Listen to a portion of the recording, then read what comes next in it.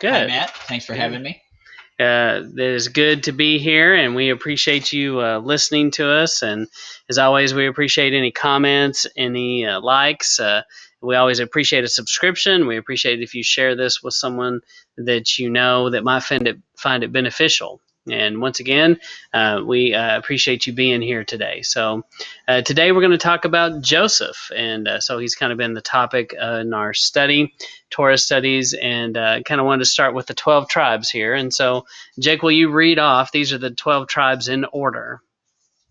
Reuben, Simeon, Levi, Judah, Dan, Naphtali, Gad, well, God, depending on how you want to pronounce that, Asher, Issachar, Zebulun, Joseph, and Benjamin. Very good. And so when you break these names down, now I'm sure there are various ways to do this depending on how you want to translate the Hebrew. But these are looking at the Hebrew meanings of the words in order. You can kind of come up with a sentence that kind of goes like this. We see a son, which is Yeshua. We hear from the son. Then we want to join with the son. We acknowledge our own judgment that's coming. We acknowledge that there's things in us wrong that need saving, and we wrestle with ourselves, just like Jacob wrestled with the Father. We wrestle not only with ourselves, but with the Father and what He wants to do, and so eventually, hopefully, we let Him win, and then when we do, we're joined to His family. And this leads us to joy in our obedience, the joy that comes from that. And as we gain wisdom, we continue to learn to do the work that's required. And yes, we're not saying we're saved by works, but to be obedient means we're doing the things He wants us to do. And yes, there's some things you have to do. Something involved there, yes, right? Not a free pass.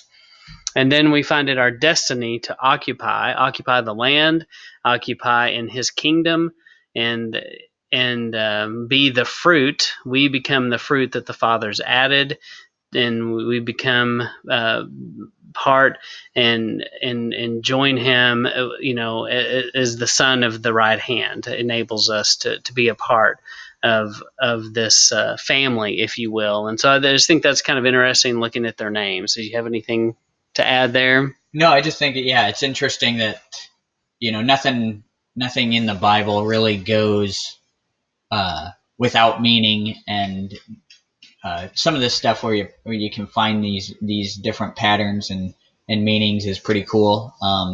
Clearly, each one had a name, and from the beginning, you see that people's names have a specific purpose. So I think pulling them together in one spot like this is pretty neat to see. Yeah. And every time you see them, putting those names together is telling some kind of a version of this kind of story, right? And to us all. And it does get kind of lost when we just read the names. Right. We forget they meant something.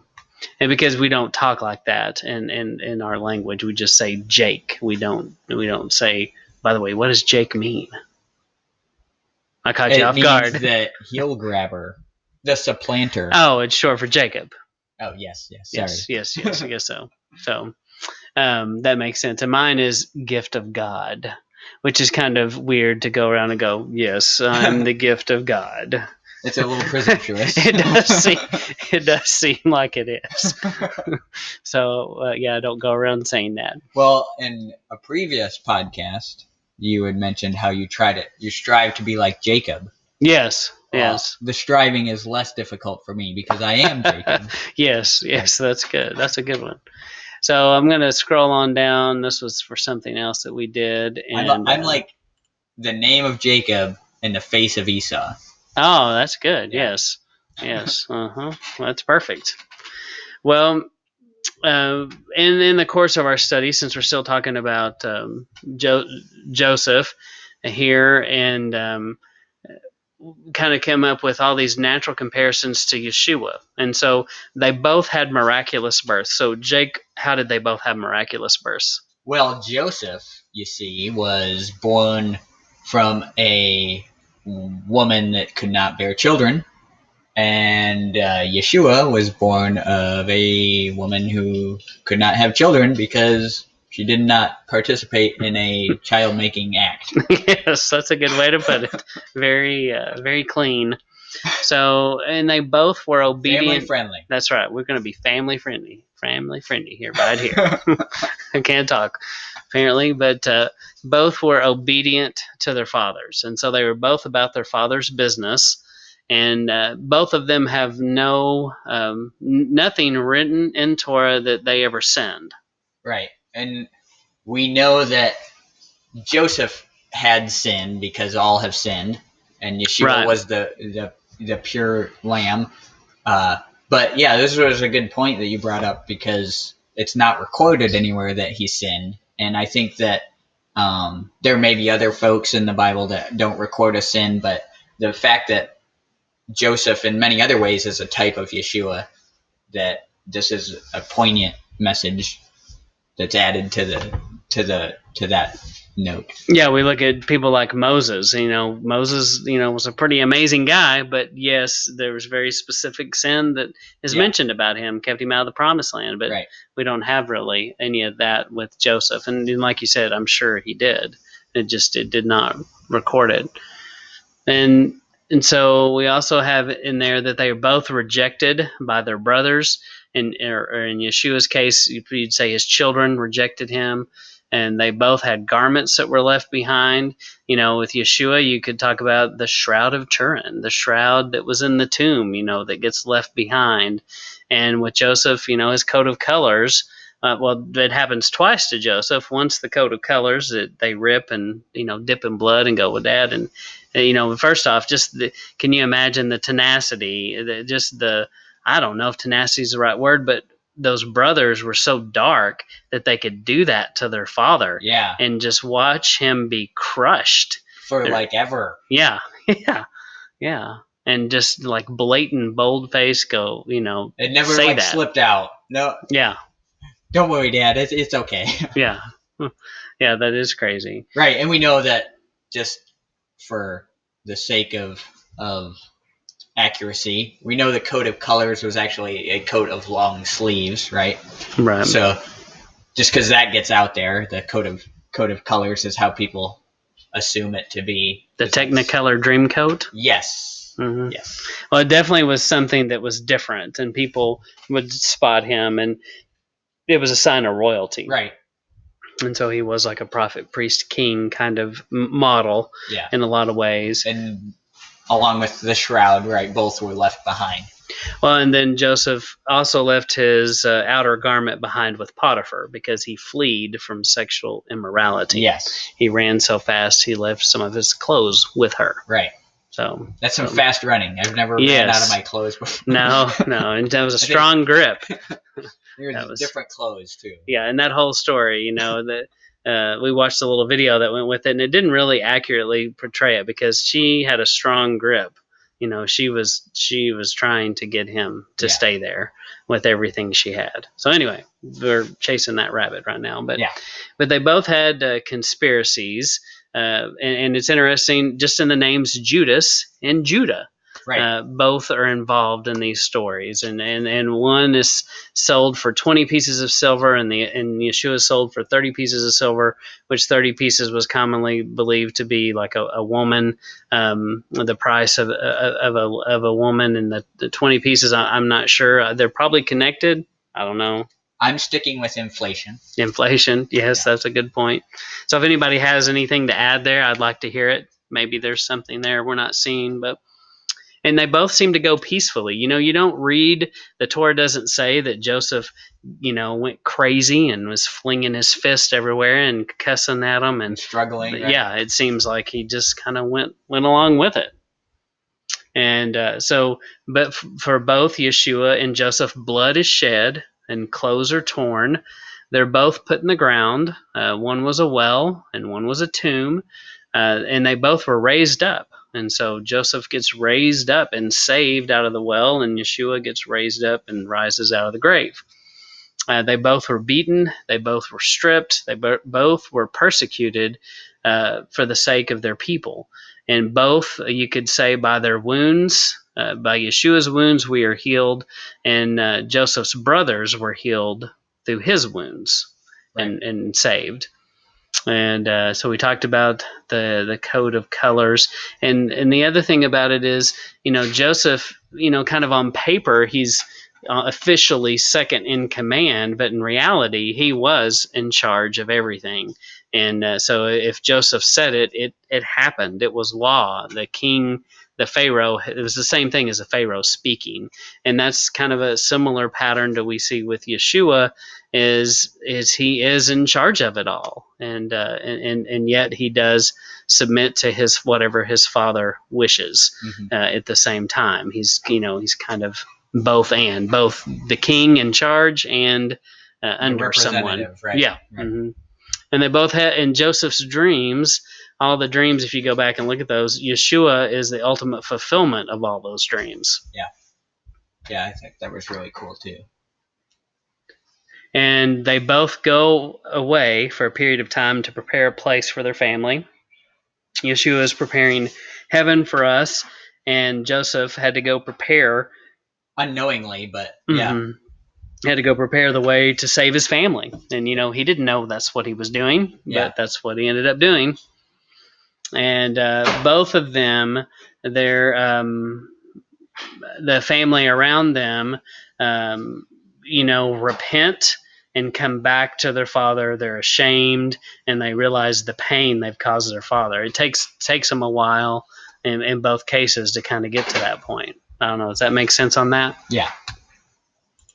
And then both brothers, Joseph's brothers and Yeshua's children, reject them, and they were both servant leaders. Yeshua washing the feet, Joseph serving under Pharaoh and being in prison, and you just see this whole line of servanthood that he had. And yet, leaders. Yes, leaders. That's right. And both were elevated above others. And another interesting piece of this is the baker and butler that we read about that have the dreams. One of them gets killed. Which one is it that gets killed? It is the baker. The baker. The baker gets killed. And then the butler did not remember Joseph. He gets out of prison and he goes on about his happy, merry life, and he never remembers Joseph helped give him peace of mind in this troubling event that happened to him. And it's kind of like the two thieves on the cross. And so, but the role gets reversed because in that story, Yeshua says, that today he'll be remembered. Yeah, right? that he'll remember. Yeah. Right. And then the other one, here he is on the cross on his death bed, and he still doesn't get it. And it's like, if you're not going to get it at that point, hanging on a cross, you're probably not going to get it. Yeah. I thought that was a real interesting tie-in, Baker and Butler versus the thieves on the cross. It was pretty cool. Yeah, that's definitely interesting. And then Joseph prepared the bread of life for his family. He harvested that, helped. He was in charge of dispensing the grain and collecting it. And Yeshua is the bread of life. There's definitely an interesting connection and tie-in there. They both go to Egypt. Joseph was the same. We kind of already talked about that. And both were not recognized until the time was right. There's several places in Scripture where Yeshua just flat out goes right through a crowd because it wasn't his time. And, and there were other times when he said, hey, don't tell anybody that I did that, because he wasn't ready to be recognized for who he was. And Joseph definitely has that moment with his brothers where he hid himself on purpose, and he waited till the right moment to reveal himself. Definitely had an impact because of that. Both were tempted to sin. Both rejected the sin. Like we talked about, Joseph, not only does he reject it, he runs so fast he leaves his clothes behind. He runs from it. Right? Yes, he truly flees from it. Both save their families by something and through something that seems like a terrible punishment at the time.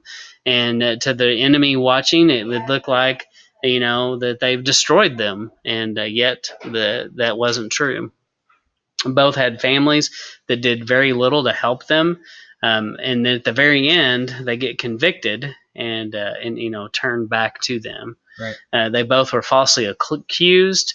They both go basically before the king, and both are silent. You don't read about Joseph arguing much, or Right. he seems to be real I think it humble. specifically mentions that he didn't argue back or anything like that, Mm-hmm. or at least that's definitely the impression you get. Yeah, yeah, and yeah, he definitely doesn't come across as the guys we watch in the NFL and the NBA that when every time the ref says something, they're like, "What do you mean? I didn't do that," and the coach is like, "What do you mean? He didn't do that?" Definitely Yeah, there wasn't opposite much of of that. Yeah. And so they both Joseph sat at the right hand of the Pharaoh. Yeshua sits at the right hand of the Father. And in this Matthew 3 scripture where it says that the voice came from heaven and said, "This is my beloved Son, whom I'm well pleased," they both were loved by their father more than their other brothers. And I think a lot of times that story gets misrepresented, and we look at it as a favoritism thing. And I'm not sure that it's a favoritism thing like I used to think. And I wonder if Jacob loved Joseph more because of the kind of person Joseph was, and because he had the heart of his father, and he had the heart of Yahweh in his being, and that was important to him, and that's why he. And I think there's definitely some validity to thinking that way. Yeah, I know it says that it's because it was the son he was given in his old age, but he was also given Benjamin in his old age, and he didn't have this affinity for Benjamin. Right. Until Joseph was gone, kind of, and then Yeah. But so there was more to it than that. Sure, maybe Yeah. that's part of it, but there was more to it. And we know the whole story gets twisted because of polygamy. And if you're out there listening and you're wondering, don't do polygamy. We don't recommend it. I think the Bible's pretty clear. It causes lots of problems. Lots of trouble. Yes, just lots of It never works generational out. problems. Yeah, never going to make everybody happy there. Well, I think that's about it, unless you have anything else. But I do challenge you to look at the Joseph being like Yeshua. Anything else, Jake? No, just like Matt always says, seek the scriptures. Be a Berean and go check these things out. Because when Matt brought these up to me, I thought it was real cool to see them all in one place like this, and it's stuff that's in our minds as obvious, but could you really find each one of these? And there's the challenge for you, right? Go find each one of the verses to support this. Yes. Because I know I would love to share this with people, and they're gonna ask you questions on it. Is that really the true connection? So you need to know where to find it. That's what it's saying. So that's right. Yeah, and search it to see if it's true, and you may come up with more. Yeah. This may not. I would imagine there's more than what I have here. So you mentioned why you kind of put this together, right? It was kind of because you saw some of these comparisons, but you hadn't seen any of them all together like this. Yes, yes. I was thinking as I was working on having people in the house and thinking about this topic, I thought I'd Google an image and find some chart, and I didn't find it. Yeah, and that seems to happen a lot more than you'd think with the all-knowing Google. Doesn't tend to have all the answers. Right. Yeah, it doesn't. As much as we kind of rely on it, sometimes it doesn't. So, well, anyway, we appreciate you listening, and as always, we ask that you would give us a comment, a like, share this with someone, and thank you for listening to Shabbat Lounge.